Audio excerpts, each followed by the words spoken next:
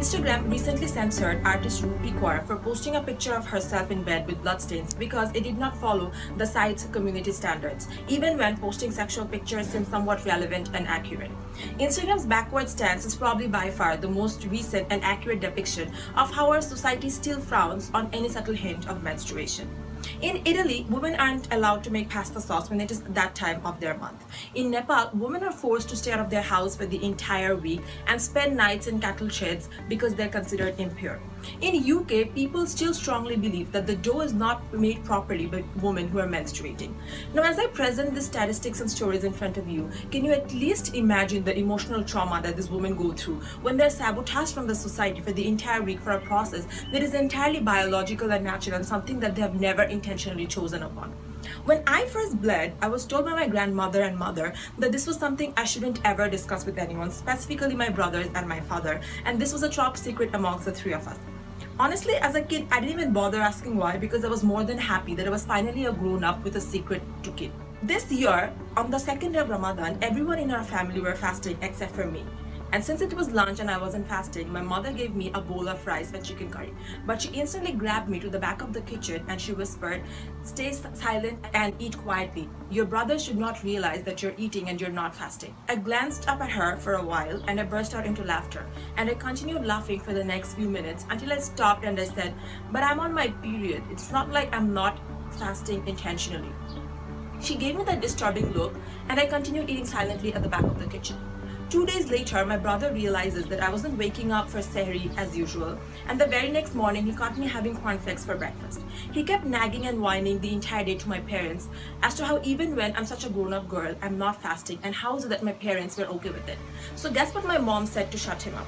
She said, "You know how your sister is. She's so arrogant. Could we ever impose any decision on her? She decided that she doesn't want to fast, so she isn't fasting. Let it be. She'll start fasting automatically the day she feels like."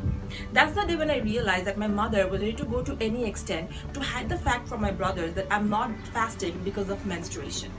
But honestly, this wasn't the first time that I've come across such encounters of people to hide the fact. My mother would never stop fasting even when she was on her periods because she didn't want to answer those awkward questions my brothers would ask her. This one time, I went to a school tournament with one of my friends who suddenly started bleeding, but she wasn't asking for help to anyone for a long time until she finally approached me. But she strictly instructed me several times that I shouldn't share this with anyone and I should go to the nearby shop alone to get her sanitary napkins. Every time sanitary napkin advertisements were broadcasted on the television, my mother would hurriedly change the channel. My aunts would tell me stories about how right after their menstrual week ended, they were forced to clean all the bed sheets and all the clothes that they had worn the entire week, even when there were no bloodstains because they were considered impure. Many such myths still exist in various different countries of the world, and most prominently in countries like Bangladesh, India, and Nepal, where women and girls are not allowed to take shower the entire week. I still know people in 2017 personally who use rags and not sanitary napkins so that they do not have to worry about hiding their menstruation.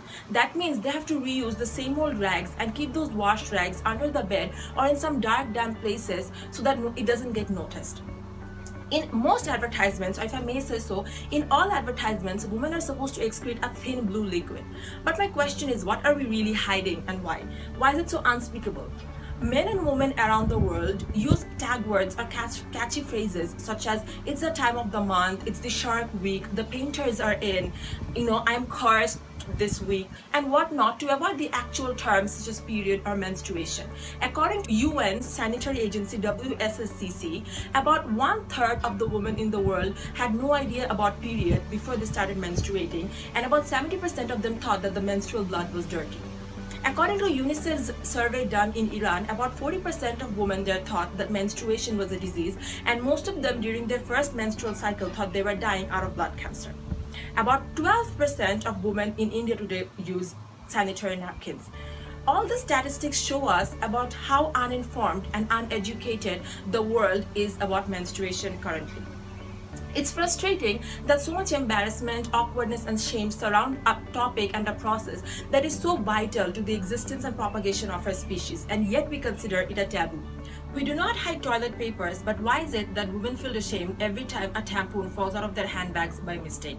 UK still imposes a solid 5% tax on any sanitary products. Why is it that we still do not think that these items are essential for the health of women, when surveys have found out that reusing absorbent pads have directly linked to symptoms of urogenital infections or even severe health diseases such as cervical cancer or damaging the reproductive health of women? Surveys have shown that it is the sheer lack of knowledge of the participants that cause such health risks.